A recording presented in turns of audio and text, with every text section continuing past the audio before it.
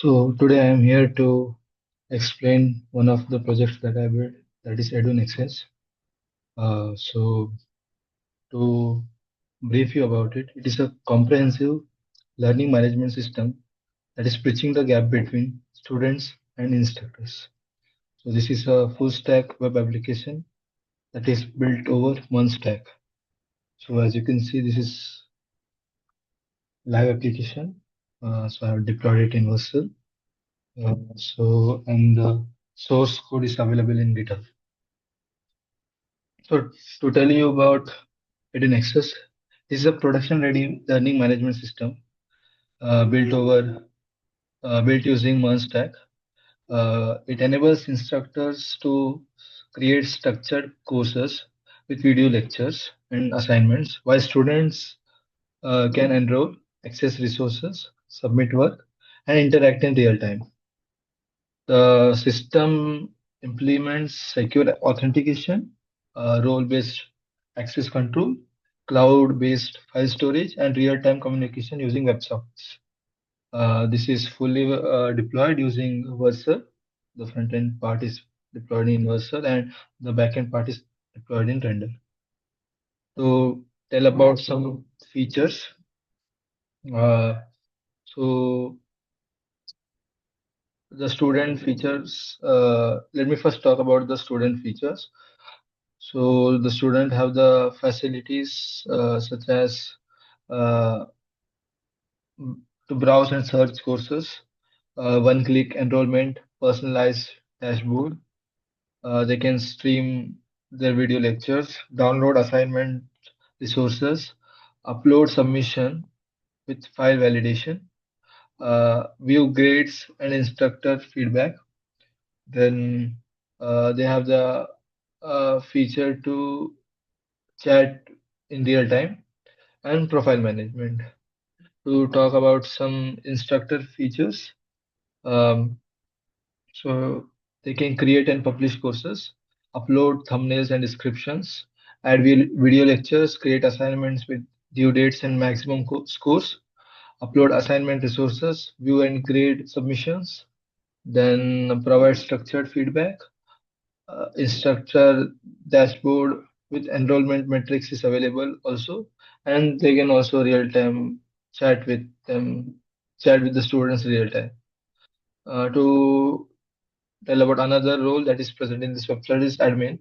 And the features of admins are they have the analytics that dashboard. They have the access for how many users are active and the courses overview and all. User management, like if they can filter by role, delete users, etc. Um, Moderation of the courses and system-wide statistics. Some technical capabilities of these websites are JWT-based authentication, RBAC, which is role-based access control. The password hashing is done using bcrypt. The, every API routes is protected. Hybrid storage such as local dev and Cloudinary in production. So in local, it is stored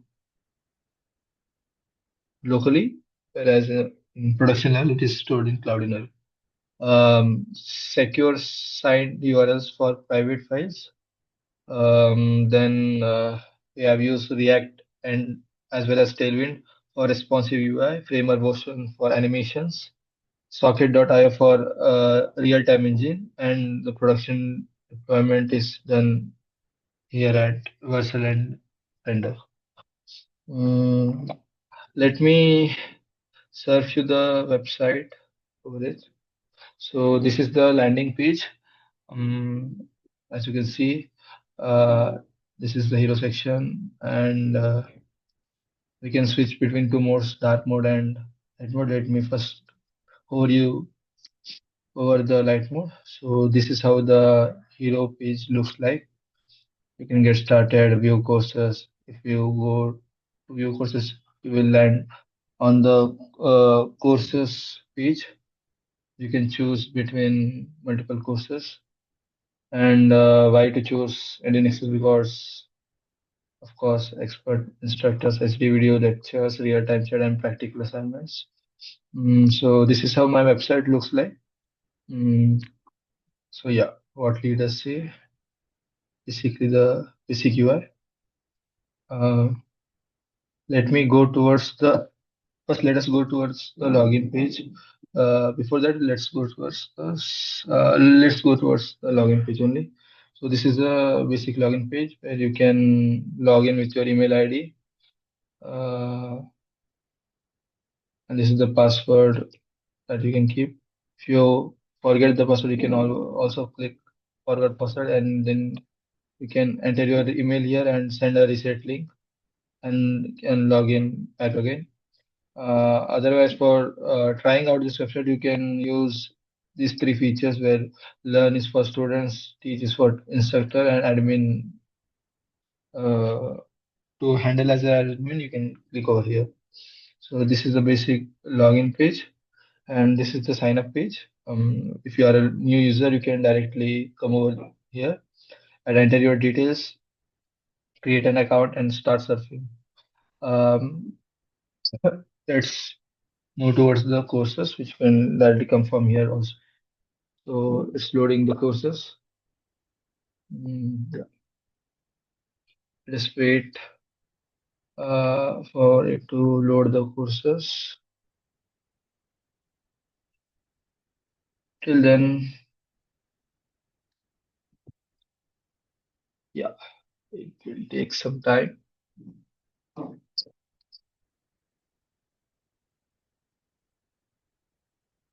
Yeah, so these are the courses available right now. React for beginners, advanced JavaScript, and introduction to web development. You can also search for courses uh, like if I want to search for React, it will only keep React. So it is uh,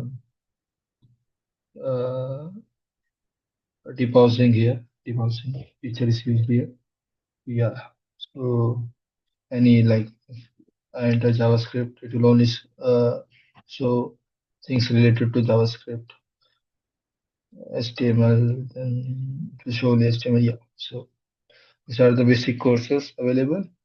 Um, Here you can just to search more for it. So you have to log in. So let us first mm,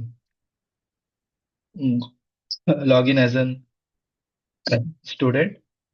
So let me just check if I have completed everything till now. I have shown the landing page, given you introduction about EduNexus. Let's first log in as an instructor. Yeah, so sign in as an instructor. So yeah, password is a bit insecure. Let's so instructor dashboard. Here you can create courses. See, you can give some title and some description, and you can just create a course. So yeah, and add lecture. Through that option, you can create assignments and upload assignment PDF. So currently there are, so this is the main dashboard for instructors where you can see the active courses. There are total three active courses. Total students enrolled are seven. So, and the average rating given to the teachers is 4.3. So this is not shown like which student is giving how much rating to us teacher, but yeah, it calculates the average and shows it real time. So these are the three courses that are available. You can edit the course, manage the course, etc. You can see the lectures that are there, and the students enrolled in the program also. So now let me just let me just go towards the introduction to web development course because it has already has three lectures and students also ample amount of students. So here you can, if you want to edit the course, just yeah, like the course title and the course description can be edited. Basic feature, and you can also sort this by most students and top rated students, and you can also create a course using this button as well. So let's move right to the web development course. Let me show you how you manage the students. So as I mentioned earlier, we are using socket.io for real-time chat. So this is the real-time chat. So yeah, this was the earlier message where I had written welcome to the course from the student panel. Let us check here. Hi, Alice. So I've sent this message. So we will check it afterwards in the student panel. So yeah. So um, so these are the video lectures. You can watch them. These are for demo purposes. So yeah, the link might not be available. So that's for just for an example domain. Yeah. So assignments also you can create new assignments, give title, description, due date, and maximum score. And if you have any assignment as reference, you can upload it here and create an assignment. So yeah, so I have already created an assignment for building a personal portfolio website. So given the description to it should be responsive using HTML, CSS, and JavaScript. Maximum score is given 100 points, and the due date is given November 5. Okay, so let us see over the submissions. Uh, so these are the submissions. Like I have submitted Alice and Bob. So this one was graded. Yeah. So this was done recently. You can view the file in Cloudinary. Here it goes towards the Cloudinary.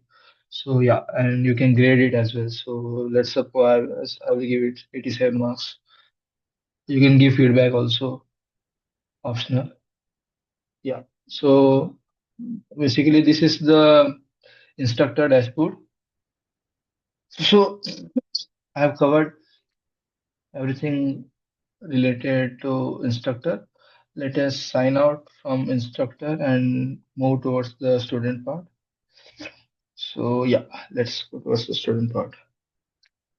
So so this is the student dashboard basically, where you can log in as a student, enroll in any course.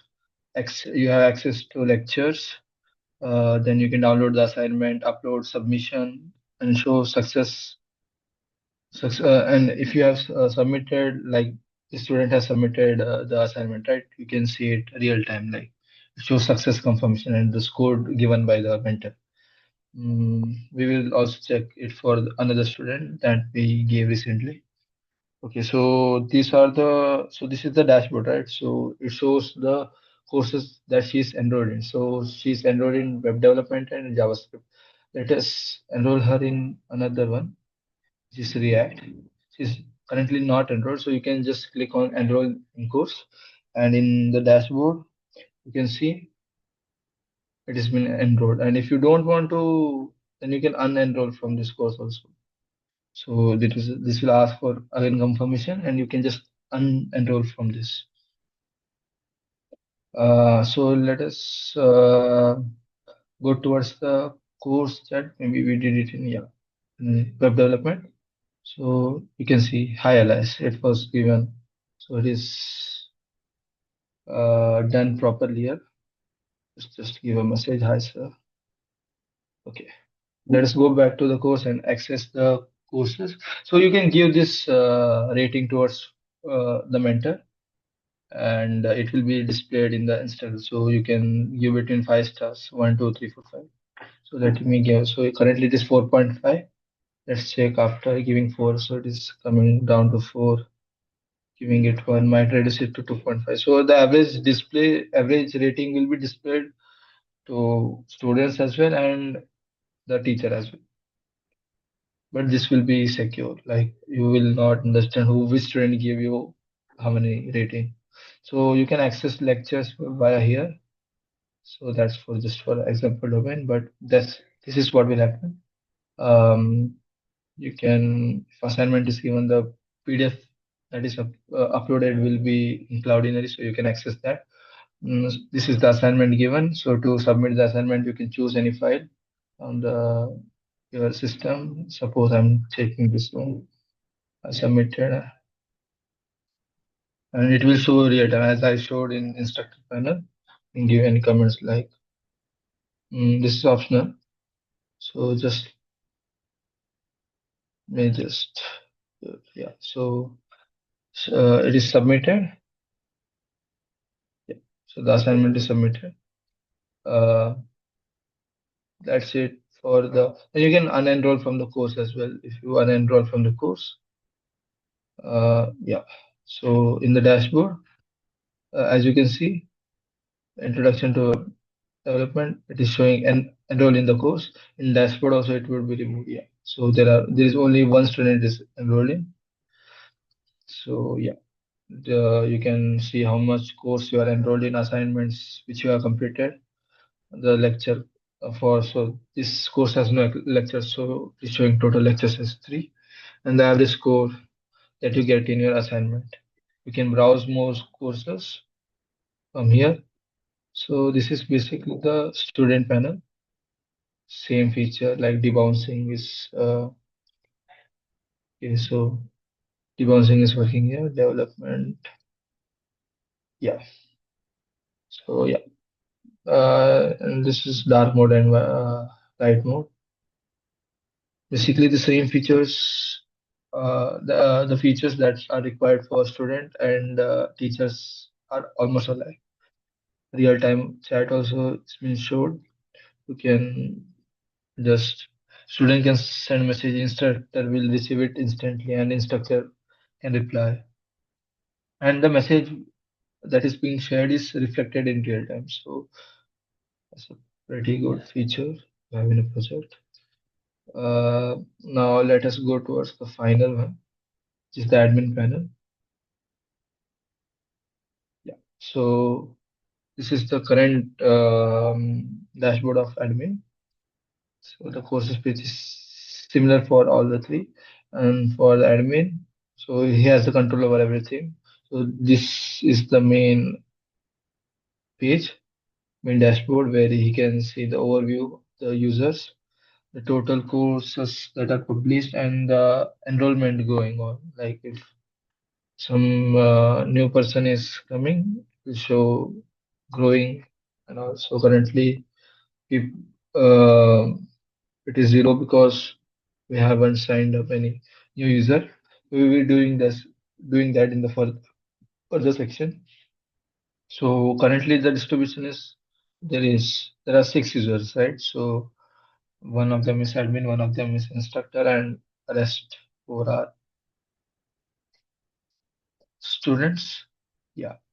So you can total courses. Let us go towards the users.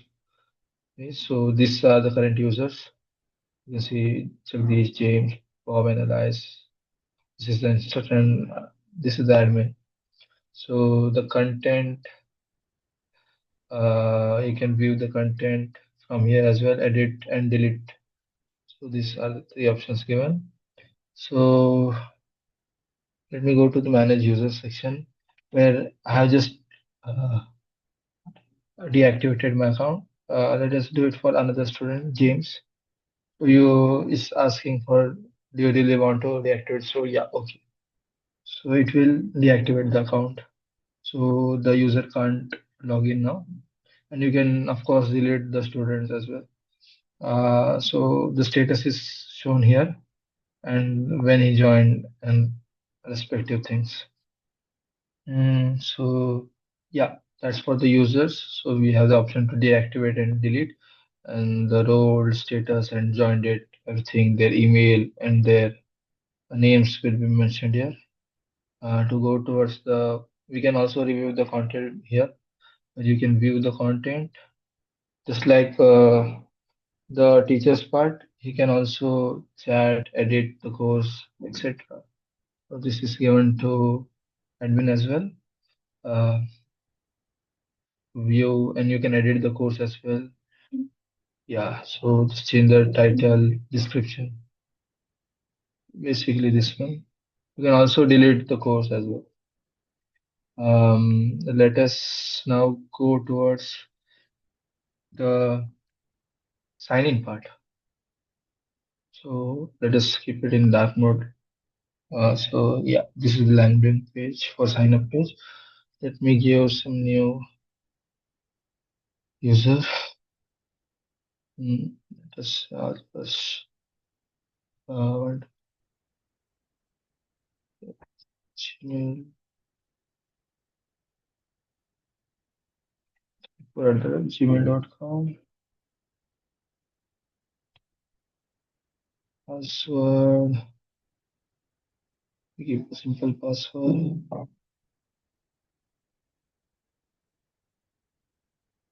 So it is showing the strength also of the password. Let me confirm the password and log in.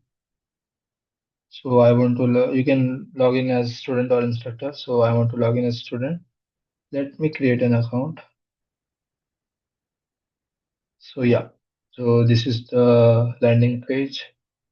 The students, you can see currently the student is not enrolled in any courses, no assignment done. Yeah, so average score is 0. You can explore the courses and the recent submission will be shown here. Let me just add for your reference, web development, enrolled in course. As enrolled in course, you can give rating to this mentor as well. So 2.5 it was earlier, now it is, course he gave 4, it is showing 3. Assignment is here.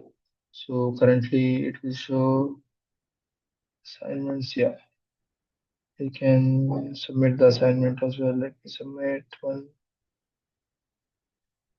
Mhm.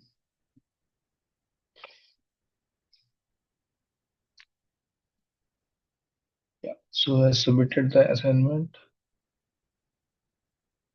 So we're showing assignment submitted. The score is pending.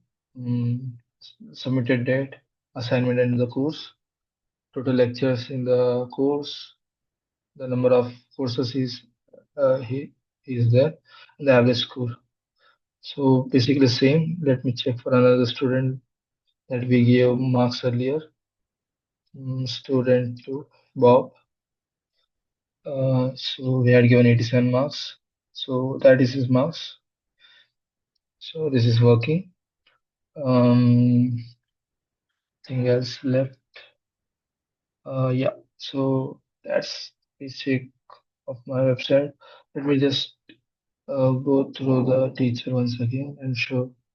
Okay, so too many requests from the same IP.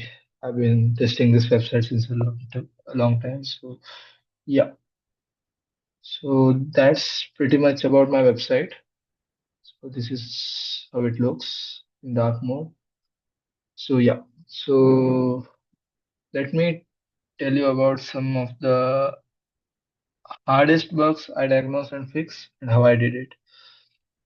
So let me first tell you about phantom cookie. Yeah, so this is a fancy term given for cross-origin authentication failure. So the problem was that the authentication system worked perfectly in locally, but after deployment, like the before deployment, both the client and server were not localhost, right?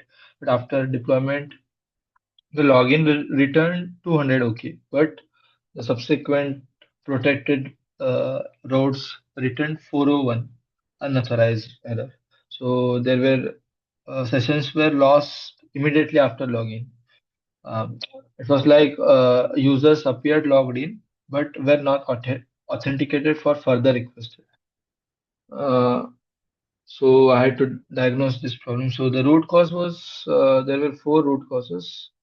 Let me go through all of them. So first one was cross-domain cookie blocking. So front end was deployed in Vercel and backend was rendered. So they were both on different domains. So browser blocks third-party cookies unless properly configured. So that was the issue.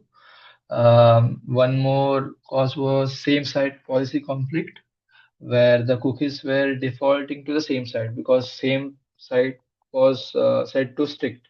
This was preventing cross-origin transmission. Then the cause pre-flight failures happening.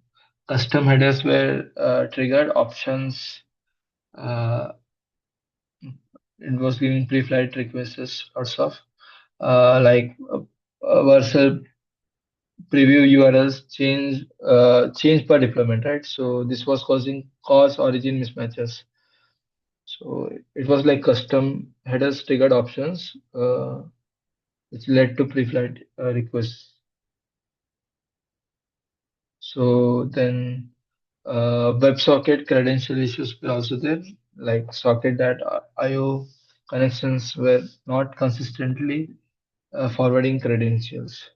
How did I fix it? Like we implemented dynamic course origin whitelisting. So it was like we implemented a dynamic origin function using the regex to allow production domain and all Vercel pre- preview URLs. Then for configuration, we set production cookies to like same set was given true right earlier. Now it was changed to none, and then secure was another converted to true. This explicitly allowed encrypted cross-origin cookies. So credentials were enabled everywhere. The credentials were set to true, which allowed CORS middleware, Axios client, and socket.io configuration. The major learning here was uh, uh, I understood the difference between working locally and working in production. So modern browser security policies such as CORS, same site, and third-party cookies must be architected deliberately in cross-origin deployments. This was the part I understood. Then one more feature that I was facing was the case of inaccessible PDF in Cloudinary because yeah. So let me first tell you about this. Where I found lots of trouble in Cloudinary resource types in ECLs. So the problem was that the files were stored locally in development, and it was served via Express static nodes routes. Sorry, and everything was working in locally. But in production, where we had hosted it in Cloudinary, the file storage and all was hosted in Cloudinary. The upload was successful. Okay, so the file access rate, but the file access returned 401 or 404, and the deletions were failed. Also, the orphan files remained in the cloud storage.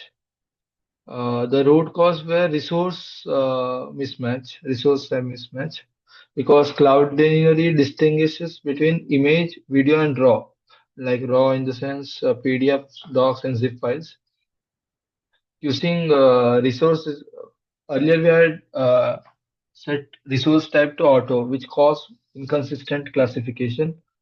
Access and deletion logic did not match the detected type. ACL, which means access control conflicts. The assignments were files that were uploaded, where they were uploaded as they were showing type is equal to authenticated, which prevented it from public access. However, the returned secure URL was not signed, which resulted in 401 unauthorized. Deletion failures were also caused because the exact resource type wasn't stored in the database. The delete calls attempted wrong resource types, cleanups were failed, cloud storage accumulated orphan files. So these were the issues. And the fix was uh, we stored the exact resource type. This was done by capturing and persisted. Sorry, let me have some water. So yeah, it was like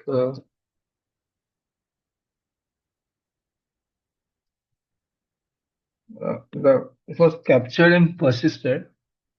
Uh, like we were using the function result.resource type. We were calling that function from upload response.